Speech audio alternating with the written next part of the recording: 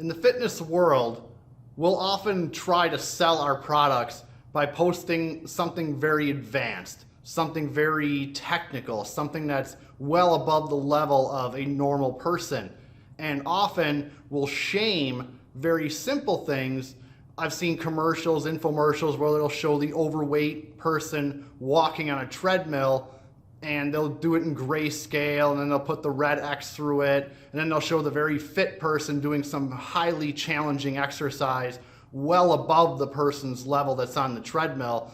And they'll kind of make it seem like if you're on the treadmill and walking at this pace, you're not doing anything, you're not challenging yourself, and this isn't any good.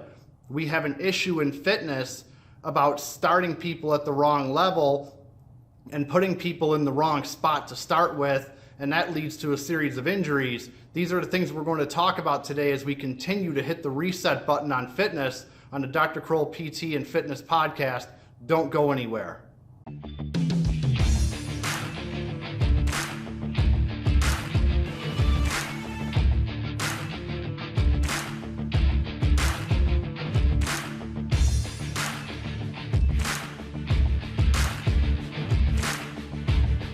Defending mediocrity in our profession.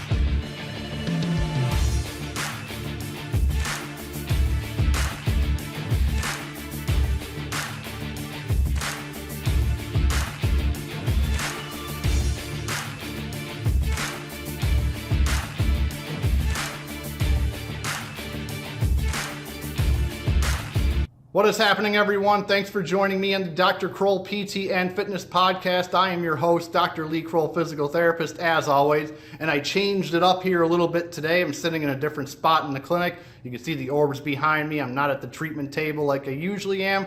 Just switching it up today. No real reason why. I just wanted to give it a shot, see how it comes out on camera. But what we're talking about today is we're talking about getting off the elevator at the right floor for your fitness, and what we've done as a fitness industry that has gotten in the way of that, unfortunately. So I was watching a video the other day, and there was a very in shape looking trainer doing this complex stick mobility drill for the shoulders, a drill that a normal person shouldn't be doing without practice, shouldn't be doing without preparation. This isn't the floor they should be getting off at for the most part. And what we see is we'll see trainers and groups like large corporations that are selling a product. They will show only highly advanced movements, highly advanced exercises, and say, hey, this is where you want to get to. Come join me and you'll get here. And one thing we don't do very well is we don't sell the basics. We don't sell the ground floor. My particular clinic, I start everybody with a functional movement screen unless there's a very specific reason I can't. I start everybody with a functional movement screen, and this is a point in time where a lot of people who have worked with a trainer before, they get confused and they get lost no matter how I explain it to them, that I'm just going through this movement screen to make sure there's no medical landmines that we're going to step on, and to make sure I'm not inappropriately loading a pattern and setting you as the client up for failure. These movements are relatively simple and they're not difficult. You're not going to leave sweating and huffing and puffing and sore the next day after doing the movement screen, but it gives me, the trainer, an idea as to where I should be starting. But most people don't like that. They want to come in and hit the ground running and just work really hard and swing the battle ropes and throw the medicine ball and flip the kettlebell around and flip the tires and push the sled. And there's nothing wrong with any of those things, but you have to get to that point. So when I watched that stick mobility drill from this other trainer that I saw, one of the things I saw from someone who shared it online was, try this. And I'm thinking to myself, if the average person tries that, it's not going to go well. They're setting themselves up for injury. They have to work their way up towards it. I actually got a message from someone who watches my podcast, and he sent me a video link of someone doing an exercise, doing an activity, and almost selling it. And he was like, this seems like the type of stuff that you rally against, because it's way too advanced for the common person just coming in off the street. And he's absolutely right. It was way too complicated for the average person. The average person doing that is setting themselves up for injury. You have to build your way up to it. And as a fitness industry as a whole, we've really failed the general public by working on salesmanship and bravado and showing only the difficult things and not making cool, not making the right answer be starting at the right level, finding out at what ground floor you should be coming off at. We've all seen fitness infomercials, and we've all seen the grayscaled, overweight individual walking on the treadmill, and they put a red X through them or a line, and then they show the very fit person doing some sort of complicated exercise like a burpee or a squat thrust push-up with an X jack at the top, something way over the level of the individual walking on the treadmill. But the notion is you have to work really hard to get any type of results. And unfortunately, that's not the message we should be sending out to the general public. We should be sending the message out to the general public that we need to find out what level is right for you. There's a lot of people out there that have been sedentary for years, a decade plus. And to start them off with a very challenging exercise like that is just setting themselves up for failure. It's setting them up for orthopedic injury. It's setting themselves up for depression, mental health issues where like, I can't do this, I'm such a terrible person. And I've seen it firsthand. I've seen people fall off the cliff mentally, not just physically, mentally, because they can't handle doing an exercise that's way too hard for them in the first place. They shouldn't be doing it. So maybe the first place they should be starting is just a 30-minute walk every single day. Don't worry about distance, don't worry about pace, don't worry about any of that. Just take 30 minutes, start dedicating the time, start building the exercise habit. Maybe that's the floor they need to start at. Other people, they've been exercising for a while, they're already very active, they have an active job. They can start at a little higher level or a much higher level even. That's fine. But we as the fitness industry have not made it a priority to start at the right level. We haven't made it a priority to show the basics. We haven't made it a priority to start at the right place and build up. When people work with me, and I don't have a large clientele, I'm not a very, very busy clinic, I'm not a very, very busy gym where I just have people flowing in and out of here all day long. I work with people who want to start at the right level and want to train smart, then train hard. And a lot of the first few sessions, maybe even the first few months, depending on the individual, are just building the foundation so that they can go off and do anything they want after that. It's not about, I'm gonna work you really hard and we're gonna burn all our calories and reach your goal weight in the first 3 weeks. It has nothing to do with that. It has everything to do with, I need to make sure you are healthy from a neuromusculoskeletal standpoint, which includes your movement, which includes your joint play, which includes all that stuff, your coordination. And I'm gonna fix all that or get it right so that you can go and do anything you want. If you want to do a very challenging yoga class, have at it. If you want to join a CrossFit box, go ahead, have at it. If you want to do Brazilian Jiu-Jitsu or dance, that's fine. But I need to build the foundation first so that you can do any of these things safely. I can promise you, you're not going to burn many more calories or work much harder than you will on a Brazilian Jiu-Jitsu mat. But if you go there inappropriately, you're not going to be burning anything because you're going to get injured. You need to build your foundation, get there the right way, and then, like I said, you can do anything you want. So going back to that stick-assisted mobility drill that I saw, which again was, the person has a physique that most people would love to have. So people say, oh, if I want to look like that, I need to do that. And I can guarantee you this individual not look this way because of that stick-assisted mobility drill. That's another kind of misnomer we play on with your emotions when it comes to selling fitness. And I posted a drill, much, much simpler, much easier, much more appropriate for 95% of the masses for a very simple shoulder mobility drill.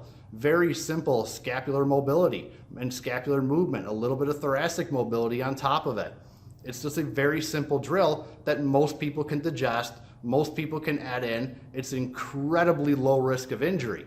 Now, this is going to couple on to another topic that we're going to talk about in a future podcast where if you're working solely in fitness, meaning you don't have a medical license of any sort, you're not a PT, you're not a chiropractor, you're not a physiatrist, you're not a physician, you're not anything that has to do with the medical field. If you're just a personal trainer, a Pilates instructor, or a yoga instructor, you should not be giving out exercises without a major disclaimer in there.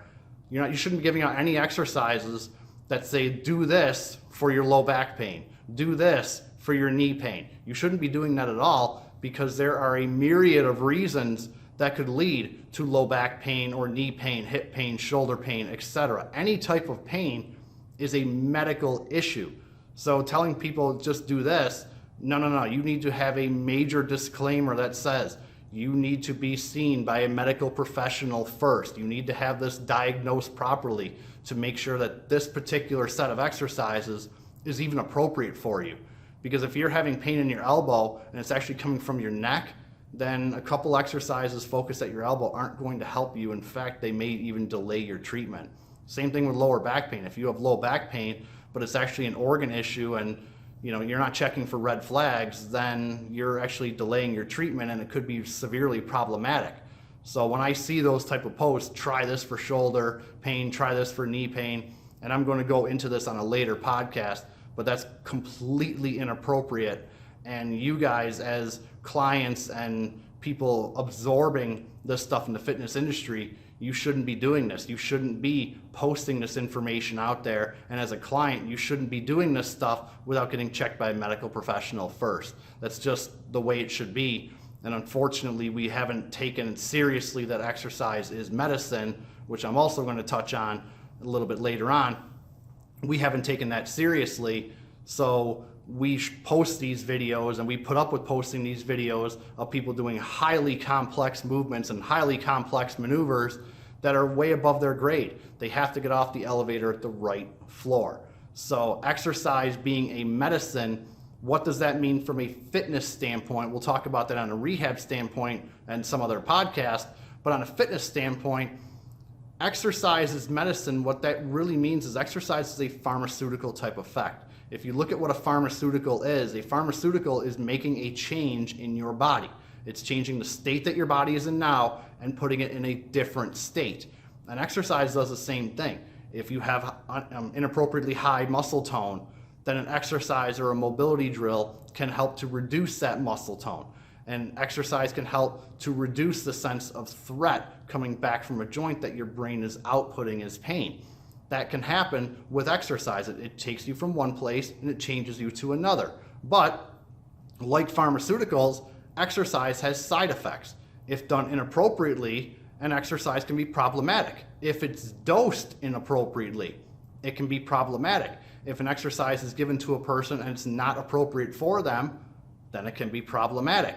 So we don't treat exercise truly as a medicine. We treat it sort of like, just try this and see what happens. We treat it as if it's this low risk, over the counter thing that, yeah, just give it a whirl and see what happens. What's the worst that can happen? Well, the worst that can happen is you continue to irritate a shoulder injury. You continue to irritate a low back injury. You actually make something worse instead of taking the time to diagnose it, which again is outside of the realm of a personal trainer, a yoga instructor, or a Pilates instructor. They should not be diagnosing anything. They should be referring out to a medical professional. So if you've listened to my previous podcast, and we'll talk about it, I'll probably post a link right in here at some point about why you as a trainer, yoga instructor, or Pilates instructor should be collaborating closely with a physical therapist. You need to listen to that podcast when you're done with this one. I break it all down. But we need to treat exercise truly like a medicine. Could you imagine walking up to a physician and saying, do you have any gabapentin on you that I can try? Do you have any prednisone I can try? And could you even imagine this, more ridiculous, the physician actually giving it to you right on the spot without even taking any type of measures, taking any type of look at you, asking any questions, asking any, black box questions, red flag questions, nothing like that. Just, here you go, here's your prednisone, here's your gabapentin, go give it a whirl, see how it goes. That wouldn't happen, it shouldn't happen. Physicians shouldn't do that. So we shouldn't be doing that in the fitness industry, giving people exercises, saying, use this for your knee pain, use this for your low back pain. It's just something we shouldn't be doing. Now, getting back to getting off the elevator at the right floor, I will say this, from a client standpoint, if you are someone out there who's going to look to hire a personal trainer, or you're working with a personal trainer, if that trainer has not screened you in some way, shape, or form, they didn't find out what your baseline starting capacity is, they didn't find out what your baseline movement pattern is, then they are just guessing as to what to do to make you stronger, faster, better, lose weight, get in shape, whatever goal that you want to achieve. If they're not finding out where your starting point is, then they are completely guessing. And they're just hoping that you don't get injured in the process. And if you do, they'll just fall back on, well, that's what happens. One of the risks of exercise is musculoskeletal injury, so you need to go see your physician or whatever if your knee's starting to bother you. We can really reduce the risk of these type of injuries if we get off the elevator at the right floor. And again, sometimes getting off the elevator at the right floor means just going to take a walk for 30 minutes. Sometimes it's sitting on a Swiss ball and just throwing a ball back and forth and just working on some of that core coordination. Very simple stuff, not hard for most people, but for certain people, that's absolutely the right starting point, is just sitting on a ball, throwing something back and forth, just working on some of that postural control before we even get them standing and doing something a little more complicated. We need to, as an industry, stop shaming low-level exercise as ineffective. Stop trying to sell ourselves using only the highest level exercise and only showing the most complicated thing that we do, instead of saying, we're going to start you down here. Because what happens is people jump to this level, they have an issue, either they can't do it or they get injured in the process of doing it, and then we've chutes and laddered them right back down to the bottom, and we've killed any motivation that they had to start exercising in the first place. We have to look at this from a different standpoint of, instead of trying to sell this, let's sell this so the expectations of the client, the expectations of the individual, your expectations as someone who's purchasing this are set appropriately. You're not walking in thinking, I'm going to work really hard the first day. You're walking in saying, this person is going to be my guide through this lifelong journey of fitness, this lifelong journey of activity and exercise. Not, hey, this person's gonna come in and kick my ass with a medicine ball. I'm gonna give you guys a little pro tip. Any moron can kick your ass with a medicine ball. It's very simple. A very easy not physical therapy, but personal training parlor trick, which I'm gonna pull the curtain back on you for the clients, is when the personal trainer asks you what type of things you've already done, what they're doing is they're taking a mental note that, okay, they don't normally do this, so let me have them do this, show them how out of shape they are and how much they need me, and then they'll buy personal training sessions. It's complete garbage. So you need, as a client, to be smart and to find someone who's gonna help you get off the elevator at the right floor. And there may be a trainer that you really like out there that is excellent at working you hard, but is not so good at the corrective side of things. That's okay too. You need to find someone who is good at the corrective side of things, making sure that you're in a good spot, and then work with that trainer. Have that information sent to that trainer, work with this individual, whether they're a PT or a chiropractor or an athletic trainer or someone who's, maybe got a little bit more in education, maybe a little bit more of that medical background, a medical license. And then, okay, I'm cleaned up and ready to go. Now I'm going to work with this trainer that I really like, who's excellent at making me work hard and really pressing me further than the medical guy will. And there's nothing wrong with being pressed really hard when it's the right time. When it's not the right time, it's completely inappropriate. And again, we in the fitness industry need to stop selling ourselves only as training hard. We need to stop selling ourselves only as doing really complicated things and then jamming it onto the general public, when an overwhelming majority of the general public does not need that. An overwhelming majority of the general public just needs to start moving the right way, just needs to learn how to do the basic things. I've argued for a long time that if medically appropriate, that if you get people doing single leg deadlifts, full push-ups from a full plank position, and Turkish get-ups, you've pretty much covered an overwhelming majority of what most people are going to need to build that foundation for a fitness journey. You don't have to do really crazy things. You don't have to do complex swinging drills, complex kettlebell drills. Those are fine. There's nothing wrong with any of those.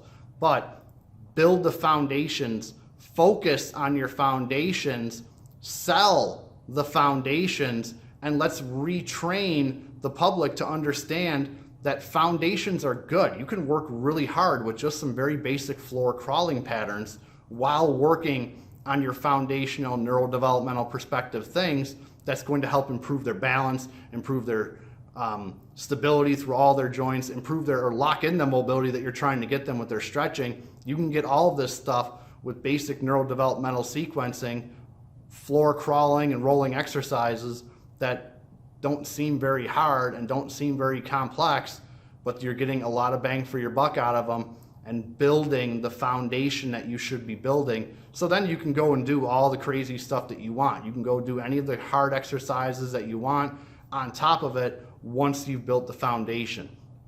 If you're a potential client watching this, someone who maybe is working with a personal trainer, someone who wants to work with a personal trainer, whether it's for weight loss, body composition changes, just move better and feel better, make sure you find someone who's willing to start you at the right floor. Make sure you find someone who's going to take the time at the beginning sessions to build your foundation to keep you safe and healthy, and then stack all the hard exercise on it that you want after that. You have to build the foundation. You have to find someone who will build that foundation for you. It takes a little bit of time.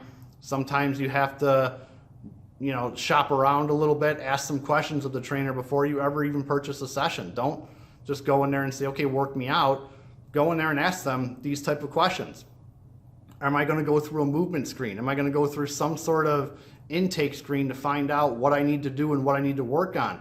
What type of background do you have working with people with multiple conditions? Who do you work with in terms of medical people if there's a problem, if there's something out of your league, if there's something you can't handle?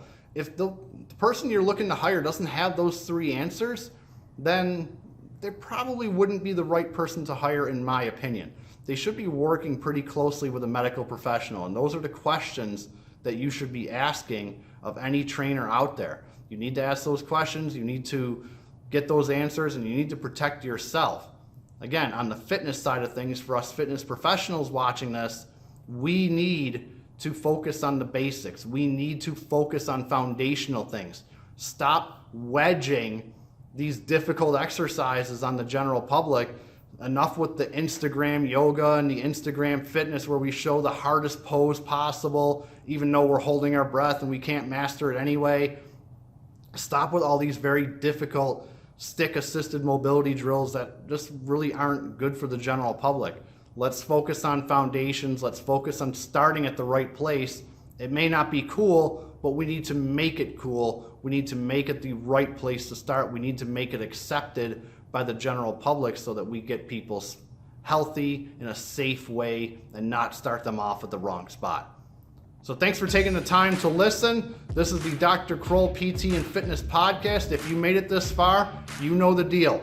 You need to like and subscribe and share these things. We have to get this message out there.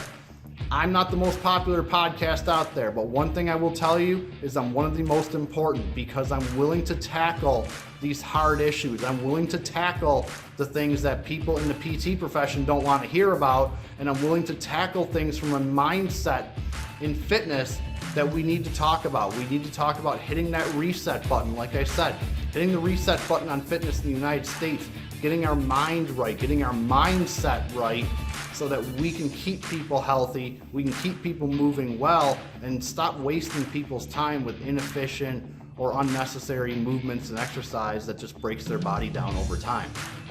So again, like, share, subscribe, then you'll get all the notifications, you'll get all the notices, you'll hit that little ding on your phone or on your tablet saying, hey, there's a new podcast out. Mondays is rehab, Tuesdays is fitness. This is the fitness side of things.